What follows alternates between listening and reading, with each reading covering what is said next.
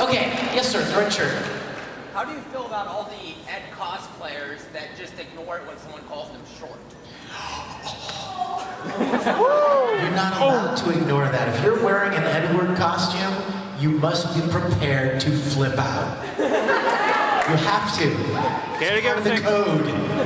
I don't know. I would say they, you know, if you're gonna put on the outfit, you gotta take on the personality, right? I mean, when I put on my Star Trek uniform, I take it very seriously. I take it very seriously. And when I put on the Cloud costume from Final Fantasy, you know, when my lovely girl here and I dressed as Jean Grey and Wolverine, you know, you get serious, right? You take on the personality. So you Ed cosplayers out there, be ready to rant on command, okay? Winry cosplayers, be ready to throw a wrench at any moment. Roy Mustang cosplayers, be ready to fall to the ground and kiss Edward's feet at any moment. Yes, Luffy. I'm gonna be king of the pirates. That's awesome. So with all your characters like Tatsuo and you have a lot in Tamaki, you have a lot of freakouts. So what's your favorite freakout? Favorite freakout? Again, with all of those freakouts, how could there be one favorite? Do you have a favorite?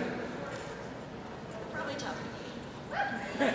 You know what's interesting about the freakouts? You guys, this is really interesting. You'll get a kick out of this. When we started recording Oron, we were probably an hour into the very first session, and Caitlin Glass, who was directing and playing Haruhi, she stopped and she said, you know what? I just thought of something. She said, Tamaki is kind of a blend of your three very well-known characters that you play. He's romantic and smooth like Dark Mousy, but he's very intellectual and very intelligent and very articulate like Fi from Tsubasa.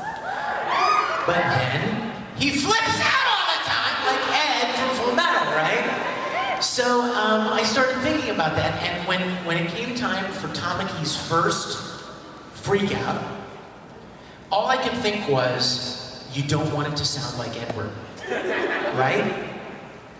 So there's a very subtle difference between Tamaki's freakouts and Ed's freakouts, and I'll tell you what it is. When Ed freaks out, it goes up into the highest falsetto range that I can do. So it goes up into a, who you calling a pipsqueak midget? Right?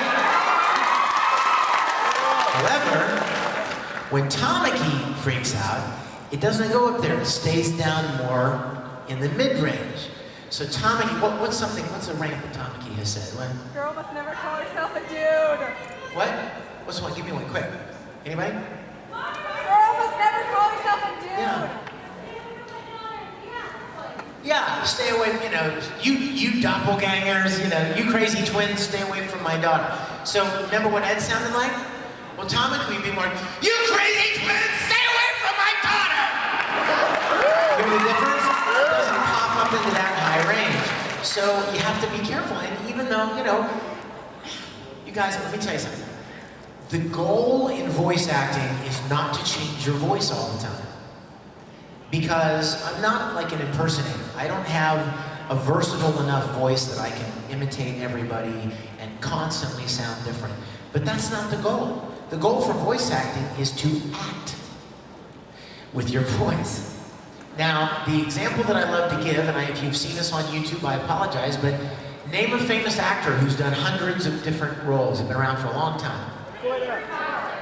No. Okay, let's use it. John Travolta. John Travolta. You've seen him in hundreds of movies, right? He always sounds like John Travolta, right?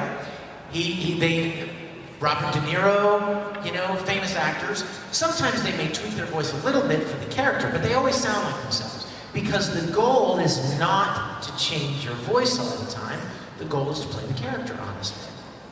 So you could take a line from Tamaki, you could pull a line from Ed, you could pull a line from Dark Mousy, you could pull a line from Kurtz Weber, and you could stick them all together and go, oh yeah, that's the same guy. Well, that's because you're pulling the line, out of the story. But if you watch each of those shows, you find that Tamaki is very different than Dark Mousy. And Kurtz Weber is certainly very different from Fi or, So the goal is not always to change your voice. So when people write me and say, oh, I heard you in such and such, I picked out your voice, you sound the same a lot. Yeah, probably so. But the characters are different. And so that's what you need to keep in mind, is that when we walk in there, the director doesn't first say, he doesn't immediately say, okay, make some funny voice. It doesn't sound like anything you've ever done before. Well, that's not the goal. The goal is, let's decide how the personality we want this character to have. And if the voice follows in some subtle way, then awesome. Like,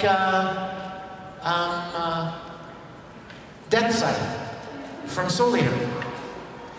He's like a grown-up Tamaki. He's sad, failed grown-up Tamaki. But, and if you watch the show, he has a personality all of his own. It's not necessarily that his voice is completely different. And that's why I love doing characters like the Akuma Clown, and even Ikaku. When I first started, there were several episodes where people wrote me like, OMG, I didn't know that was you. Because he doesn't really sound like me all the time, So, and they're so used to like the lighter, teen Edward kind of a voice. But, you know what? I thought you might like to see something. We're running out of time here. Oh my gosh. We're gonna show some stuff in the panel, in the Full Metal panel, but I'm thinking I should show you something. Let's see, what should I show you? You might like that, yeah. I tell you what, just for fun, I'm gonna show you something that Travis and I made together, okay? It's called the Full Metal and Flame Show. If you'll hit the lights. You guys, real quick, this is very important. I didn't tell you this before. I saw a lot of you videotaping that. It's cool if you want to keep it for yourselves. Please respect my request. Do not put that on the internet. Okay? Promise me? Promise? Yeah. I want people to see it at a con together on a big screen with friends like you got to. Not like, from 25 rows back and sounding bad. So if you would please respect that for me, it would mean the world to me. And thank you guys for being here. I hope you had fun. I'll have, let's see, at 2 o'clock, there's an autograph session. I hope you guys will come out. And I'll be there for a couple hours signing stuff. And then there's a Full Metal panel in the programs. So thanks for being here. I love you guys.